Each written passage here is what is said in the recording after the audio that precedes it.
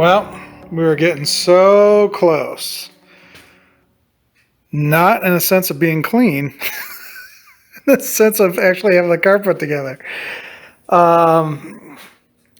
Great strides forward from where we left off last.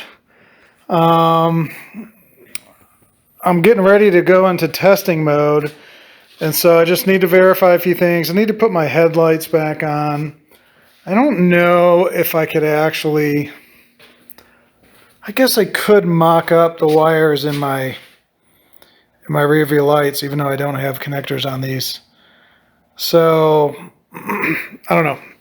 We're going to just take it in stages. It's one of those things that after this much changes and all that stuff, I just got to really, really think about this before I accidentally do something by forgetting about something, and make sure everything is really done correctly.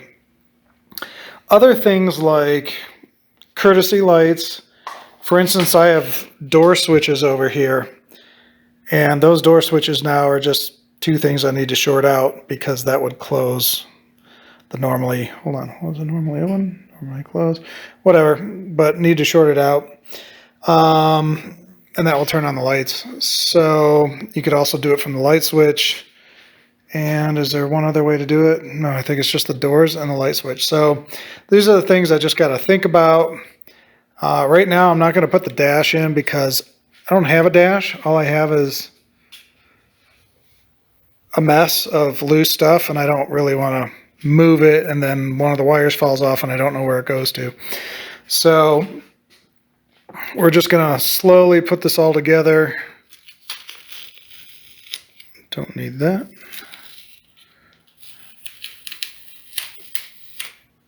Perfect. And hopefully all goes well. So we'll see how far I get, but the goal is this week, and I'm going to have this thing working.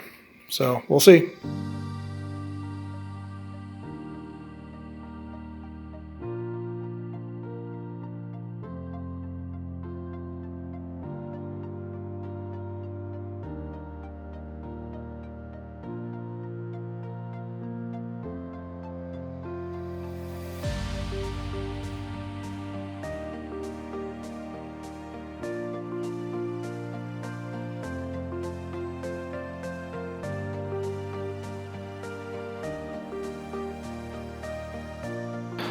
All right, it's come to the moment of truth. I got everything connected, all wired up. Got my wireless in there, got my heater relay. I even taped off this switch, which is kind of exposed. Pulled all my fuses out except for one or two. Make sure nothing's contacting over there. I got my reverse lights kind of half-ass attached, and got my reverse lights dialed in there, half-assed. Got to make sure that there's nothing touching. Nothing's going to ground out and freak out. These are both female connectors, so I don't have to worry about that. So headlights are attached. These switches are nowhere touching the body. So that's good. And I think we're good to go. So we're going to start one process at a time and just take it very slow. And fire extinguisher.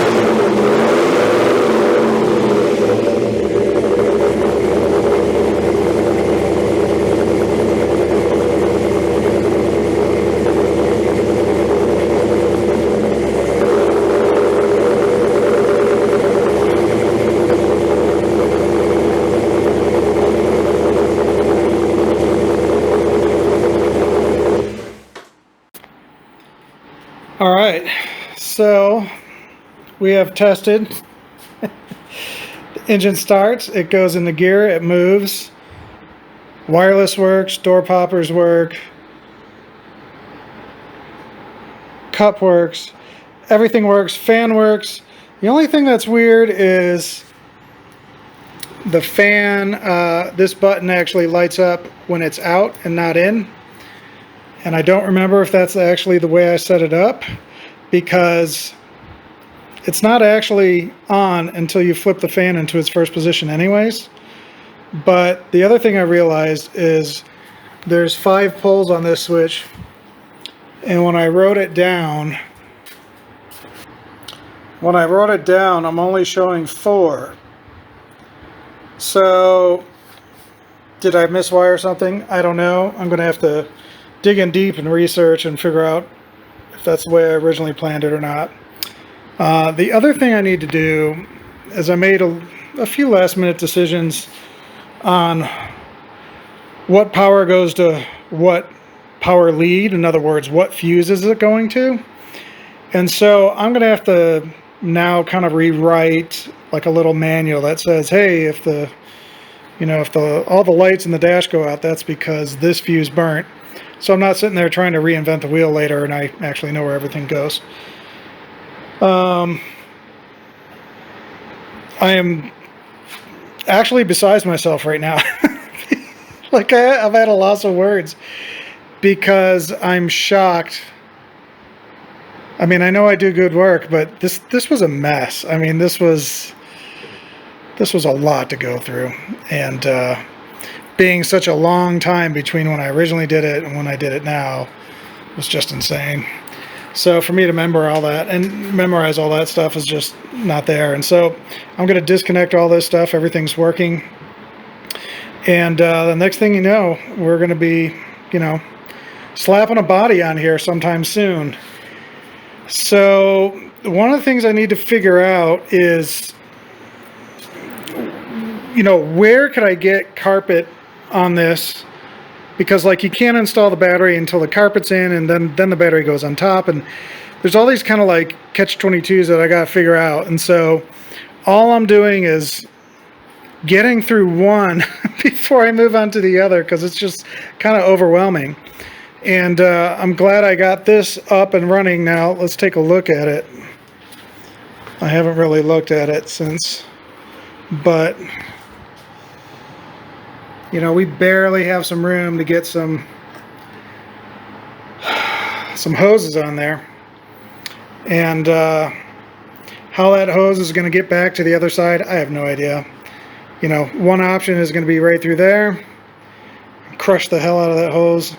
And the other hose needs to come all the way around here, which possibly through here. So I really don't know. That's the next step. So we're not worried about that at this moment. And then the other thing I got to do is I got to start figuring out how this is all going to go together and start getting my pieces made. And I might have to drain the radiator so I could take this apart and get it on the wall correctly. Oh, and I forgot. Now that I know where this is going, I could actually mount this somewhere. So we gotta figure that out too. And I want it somewhere accessible, and this is the most accessible area. Of course, there's gonna be a big freaking hose coming through here, so we'll see. Worst case, I'll just leave this open and it will just blow into the car anyways, because there's nowhere else to go. And I haven't bought, the car comes with some kind of vent things, but I haven't bought they come with, let's say, something that would mount into a wall. But I was thinking maybe some kind of side vent coming here that it would mount into, or coming underneath the dash, hanging off. So I haven't looked into that yet. So we're just going to have to see where that goes. And of course I have to permanently mount my trans tunnel, but I'm going to put a few miles on this. The other thing I don't like is we've been talking about the braking system of this car and how I've had a lot of issues trying to get this car to stop. Well, I've biased my brakes pretty far forward now, and you don't really see wear marks on there. Where over here, you actually do. And that might have been from the initial beginning. So I've biased my brakes forward, and does the car stop faster? Yeah, it does. However, when I bump on jacks and I test it and I put it in reverse and the tires are spinning, I can't push on the pedal hard enough to get the tires to stop from spinning when it's at idle. So now I feel like the bias is too far forward. But when are you up in the air doing that? Well, only during these testing phases. Will I ever do that again after this? Probably not. So does that even matter? I'm going to say very little, but it would be nice if it worked. So I think we're going to be driving this car just to my little cul-de-sac here, verifying where the brakes are, so I can get that done before I get the body on and you know, get this all covered up. So man, congratulations to me. I'm surprised myself that this is actually working. So I'm really excited about that.